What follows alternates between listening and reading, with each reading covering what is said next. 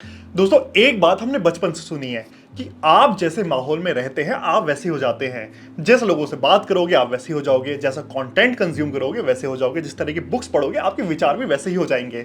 अब ये देखते हुए हमने सोचा कि अगर ये सच है तो ये भी सच हो सकता है कि जिस तरह के घर में या जिस तरह की सराउंडिंग में आप रहते हैं वो भी आपके दिमाग पर कोई ना कोई फर्क डाल सकता है। और इसलिए मैंने रिसर्च स्टार्ट करी कि कैसे हमारा माइंडसेट, हमारी मेंटल हेल्थ, हमारी साइकोलॉजी इफेक्ट होती है हमारे घर से, यानी जिस तरह के घर में हम रहते हैं वो कैसे हमारे दिमाग पर असर डालती है।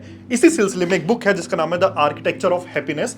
ये मैंने पढ़ी और कुछ बहुत कमाल के पॉइंट मेरे सामने आए और पता चला कि कैसे घर में वो छोटी छोटी चीजें हैं जो डेली बेसिस पर हमारे दिमाग को इंपैक्ट करती है, हमारा चरित्र, हमारा कैरेक्टर बनाती है। जिस तरह से हम सोचते हैं, नहीं सोचते हैं, ज्यादा मेहनत करते हैं, कम मेहनत करते हैं, खुश रहते हैं, दुखी रहते हैं, ये कैसे हमारे घर से हम पर इंपैक्ट आता है। और इस बुक से जो मैंने सीखा, जो हम प्रैक्टिस करने लगे हैं अपनी कंपनी में, यही मैं आपको बताने वाला हूं। वो कुछ छोटे छोटे पॉइंट्स जो आप अपने घर को डिजाइन करते वक्त ध्यान रखिए, ताकि सुंदरता एक चीज है, वो तो चलिए आपके घर होगा, लेकिन आपके दिमाग के लिए भी आपका घर अच्छा हो, दिमागी खुशी आपका आपका घर दे सके। नमस्कार दोस्तों, मैं हूं अभिनव चौहान और आप देख रहे हैं 91 होम्स, जो एक इंटीरियर डिजाइन और आर्किटेक्ट चैनल है। तो अगर आप अपने घर का भी इंटीरियर डिजाइन करवाना चाहते हैं, फिर किसी डिजाइनर से सलाह मशवरा भी करना चाहते हैं, तो नीचे लिंक पर क्लिक कर सकते हैं। आपकी बात सीधे हमारी टीम से हो जाएगी और हमारी टीम आपका घर सुंदर बनाने में पूरी पूरी हेल्प कर देगी। इस वीडियो में बहुत सारे पॉइंट्स हैं, इसलिए हम इस वीडियो को 2 हिस्सों में करेंगे। ये वीडियो उस सीरीज का पार्ट 1 है और पार्ट 1 अगर आपको पसंद आते हैं तो नीचे कमेंट करेगा पार्ट 2,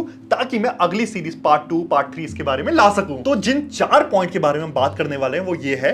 सबसे पहला पॉइंट है कि कैसे फर्नीचर की शेप आपको काम या एग्रेसिव बनाती है। सेकंड पॉइंट है कि कैसे नेचुरल लाइट आपके डिप्रेशन को कम करती है और आपका मूड अच्छा करती है। थर्ड पॉइंट है कि कैसे जरूरत से ज्यादा डेकोरेशन आपको जल्दी थका देती है और आप ज्यादा काम नहीं कर पाते। और फोर्थ पॉइंट होगा कि कैसे सीलिंग की हाइट आपको क्रिएटिव या फोकस्ड बनाती है। इसके अलावा जो पॉइंट बचेंगे वो सब आएंगे पार्ट 2 में। तो चलिए बढ़ते हैं वीडियो में आगे। इस बुक से सबसे पहला पॉइंट जो मुझे इंटरेस्टिंग लगा वो ये है कि कैसे हमारे फर्नीचर की शेप हमारे माइंड को शांत करने में हेल्प करती है। आपने कभी नोटिस किया है कि कुछ घर ऐसे होते हैं जहां आप जाते हैं एकदम कंफर्टेबल फील करते हैं और आप वहां घंटों तक बात कर सकते हैं, वहीं कुछ घर ऐसे होते हैं जहां आप जाते हैं, बैठते हैं तो आपको हमेशा टेंशन बनी रहती है दिमाग में। ऐसा क्यों होता है? साइंस कहता है कि इसके पीछे एक मेजर रीजन है। 2013 में बैरो न्यूरोलॉजिकल इंस्टीट्यूट और हार्वर्ड ने मिलकर एक रिसर्च करी। उसमें लोगों का एक समूह लिया गया और उनको 2 तरह के फर्नीचर दिखाए गए, एक कर्व्ड फर्नीचर इस तरह के और दूसरे इस तरह के शार्प एजेस वाले फर्नीचर। और जब वो लोग ये फर्नीचर देख रहे थे तब उनके ब्रेन की एक्टिविटीज को ट्रैक किया गया। जब लोगों ने कर्व्ड फर्नीचर देखा तो उनके ब्रेन का एक पार्ट जिसका नाम है एंटीरियर कैंगुलेट कॉर्टेक्स, जो हमें इमोशनल कंफर्ट देने में हेल्प करता है, वो ज्यादा एक्टिवेट हुआ। लेकिन जब उन्हीं को शार्प एजेस वाले फर्नीचर दिखाए गए तो उनके ब्रेन का दूसरा पार्ट है वो एक्टिवेट हुआ, जिसका नाम है एमिगडाला, जिसका काम होता है हमें अलर्ट करना कि जैसे कोई थ्रेट हमारी तरफ आ रहा हो। इस रिसर्च से एक चीज साफ हो गई कि अगर हमारे पास ऐसे फर्नीचर्स हैं, सोफा हो, कॉफी टेबल हो या कोई भी ऐसी चीज हो जो कर्व्ड है, वो हमारे दिमाग को शांत करेगी, इमोशनली हमें ज्यादा कंफर्ट जोन मिल जाएगी। लेकिन वही हमारे पास ऐसे फर्नीचर पीस है जहां पे शार्प एजेस है, वो हमें ज्यादा अलर्ट करेगी और हमें जल्दी से थका देगी। तो अब सवाल आता है किया क्या जाए। जब भी आप अपने घर का इंटीरियर प्लान करें तो बहुत छोटी छोटी चीजें, जैसे आपका कॉफी टेबल हो गया, वो ऐसा ना लेके इस तरह का राउंड लीजिए। आपके सोफास हो गए, वो ऐसे ना लेके इस तरह के थोड़े कर्व लीजिए। इसके अलावा चाहे साइड टेबल हो, कोई और टेबल हो, कोई और चेयर हो, दीवार पर कुछ लगाना हो, कोई किस तरह की वॉल पैनलिंग हो, जहां तक हो सके अपने घर में कर्व डिजाइन दीजिए जो आपके दिमाग को शांत करने में हेल्प करेगा। इस बुक से सेकंड पॉइंट जो मुझे बहुत खास लगा वो ये है कि कैसे नेचुरल लाइट हमारे मूड को अच्छा बनाने में हेल्प करती है। आपने नोटिस किया होगा कि कभी भी आप किसी जगह पर जाते हैं जहां पर नेचुरल लाइट आ रही है, खासकर सुबह की, वहां आपको कितना अच्छा लगता है। ऐसे आप इंस्टाग्राम या फेसबुक पर स्क्रॉल कर रहे हैं, कोई फोटो आपने देखी जिसमें नेचुरल लाइट है, वो आपको कितनी सुंदर लगती है। इनफैक्ट हमारे इंडिया के वास्तुशास्त्र में तो कहा गया है कि ईस्ट या नॉर्थ फेसिंग घर सबसे अच्छे होते हैं, क्योंकि यहां पर सुबह सुबह की वो जो नेचुरल लाइट होती है वो एंटर करती है। ये कोई अंधविश्वास नहीं है, इसके पीछे भी एक साइंस है। रिसर्च हुई जिसमें कहा गया कि जब भी आप नेचुरल लाइट में रहते हैं, खासकर सुबह की नेचुरल लाइट, वो आपकी बॉडी में सेरोटोनिन लेवल बढ़ाती है। अब जिनको नहीं पता, सेरोटोनिन एक तरह का हार्मोन होता है जो हमारी बॉडी के अंदर होता है, जो आपके मूड को एलिवेट करता है, यानी आपको अच्छा फील करवाता है और आपके डिप्रेशन के जितने भी हार्मोन्स जब उनकी कमी हो जाती है उनको भी बैलेंस करने में हेल्प करता है। तो एक तरफ मूड अच्छा होगा और दूसरी तरफ डिप्रेशन में कमी आएगी। तो अब सवाल आता है कि इस वाले पॉइंट का किया क्या जाए, इसके इंप्लीकेशन क्या होंगे हमारे घर के अंदर। मल्टीपल चीजें हो सकती हैं, जैसे जब भी आप कर्टन्स लाने वाले हैं तो सिंपल कर्टन मत लीजिए, हमेशा शेयर कर्टन के साथ ही कर्टन लीजिए। अच्छी बात यह रहेगी कि आप शेयर कर्टन लगा देंगे तो बाहर से कोई अंदर देख नहीं पाएगा, लेकिन नेचुरल लाइट आपको पूरी मिलती रहेगी।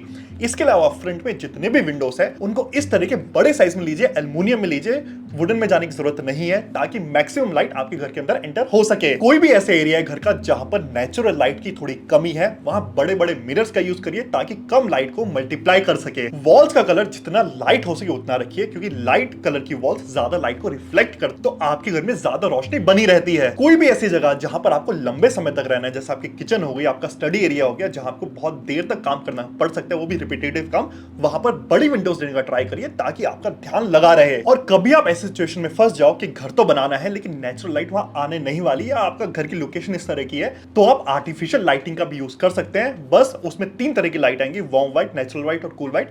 उसमें नेचुरल व्हाइट लाइट चूज करिए जो सुबह की लाइट जैसी होती है वैसा मिमिक करती है। अब ये वाली लाइट सनलाइट को तो रिप्लेस नहीं कर पाएगी, लेकिन अगर सनलाइट अंदर एंटर नहीं कर सकती तो आप ये नेचुरल लाइट लीजिए, थोड़ी ज्यादा क्वांटिटी में लगाइए ताकि आपके घर के अंदर ज्यादा रोशनी हमेशा बनी रहे। अब चलते हैं पॉइंट नंबर 3 पर, जो है गोल्डीलॉक्स रूल। इस रूल का मतलब है कि जहां भी ज्यादा क्लटरनेस रहती है, जहां पर एरिया बिजी रहता है, वहां हमारा दिमाग थोड़ा कम काम करता है और हम अपनी पूरी एफिशिएंसी में काम नहीं कर पाते। इनफैक्ट संस्कृत में इसके लिए कमाल का श्लोक भी है, यत्र शोचितम तत्र लक्ष्मीय। इस श्लोक का मतलब है जहां सफाई रहती है वहां लक्ष्मी यानी पैसा ज्यादा आता है। ये सिर्फ हमारी कोई मान्यता नहीं है, इसके पीछे एक प्रॉपर साइंस है। 2016 में इसके लिए कॉलिन अलर्ट द्वारा एक रिसर्च की गई, जिसमें एक जगह को काफी ज्यादा डेकोरेट कर दिया गया, इनफैक्ट ओवरली डेकोरेट कर दिया गया, और जब वहां पर कुछ लोगों को रखा गया तो उनका हार्ट बीट थोड़ा सा बढ़ गया और उनके ब्रेन पर ज्यादा लोड पड़ा। तो मतलब साफ है, जब भी किसी जगह पर ज्यादा डेकोरेशन होगी, ज्यादा कलर्स होंगे, ज्यादा पैटर्न्स होंगे, ज्यादा डेकोरेटिव आइटम्स होंगे,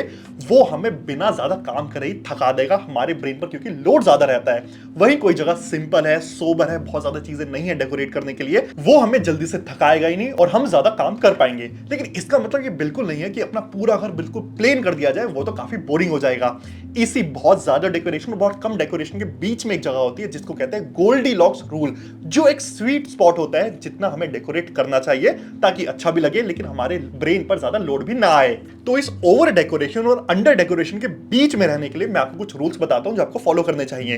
पहला है द रूल ऑफ 60-40। कोई भी रूम है उसका जितना स्क्वायर फीट है उसका 60% स्क्वायर फीट एरिया या फर्नीचर रखने के लिए यूज कर सकते हैं। 40% जिसको नेगेटिव स्पेस कहा जाता है टेक्निकल भाषा में, वो आपको हमेशा खाली छोड़ना है। सेकंड रूल, जब भी आप अपने कर्टेन्स को ले रहे हैं वो हमेशा प्लेन लीजिए, अच्छी क्वालिटी के लीजिए, कलर कॉम्बिनेशन बनाकर चलिए, लेकिन कोई भी पैटर्न उसमें मत लीजिए।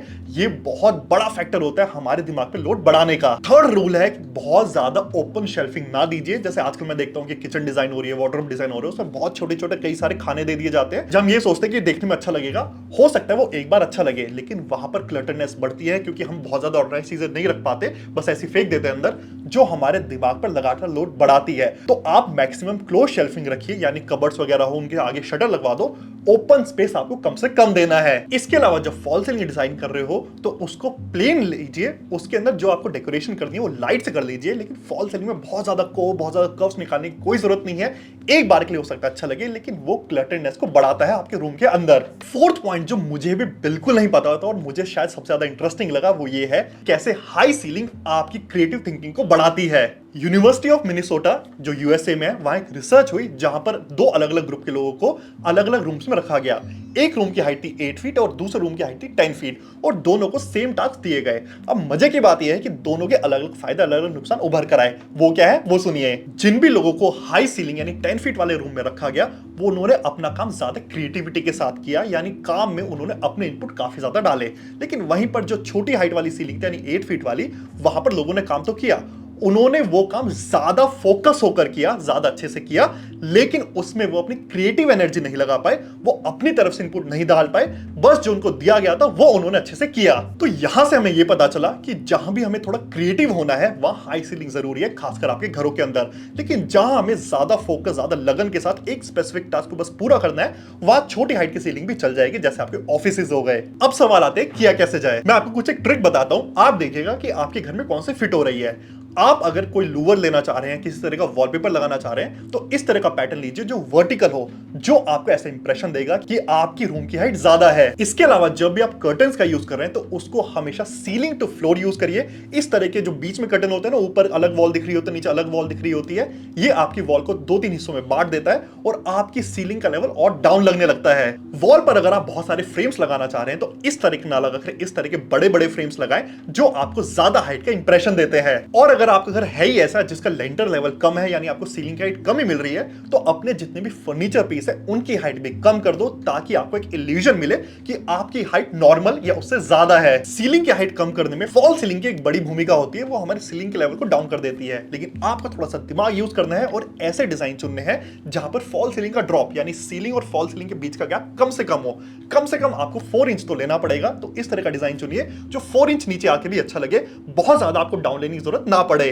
तो ये थे वो 4 कमाल के पॉइंट्स जो मैंने इस बुक से देखे। लेकिन ये सिर्फ 4 नहीं है, इस तरह के 6 पॉइंट्स और हैं जो मैं तभी लाऊंगा जब इस वीडियो पे अच्छा रिस्पांस मिलेगा। तो अगर आपको इस वीडियो का पार्ट 2 चाहिए तो नीचे कमेंट करें पार्ट 2, ताकि मैं और कमाल के पॉइंट्स आप सबके सामने ला सकूं। मुझे उम्मीद है कि आज की वीडियो आपको अच्छी लगी होगी, प्लस समझ भी आई होगी। और अगर आपके मन में कोई भी डाउट है तो प्लीज नीचे कमेंट करें, हमारी टीम आपको 30 to 40 मिनट्स में उसका रिप्लाई पक्का करेगी। तो चलिए अब मैं मिलूंगा आपसे अगली वीडियो में एक अच्छे नए टॉपिक के साथ, जहां मैं आपको बहुत सारी जानकारी दूंगा बड़े ही कम शब्दों में और बड़े ही सिंपल शब्दों में। और तब तक के लिए गुड बाय।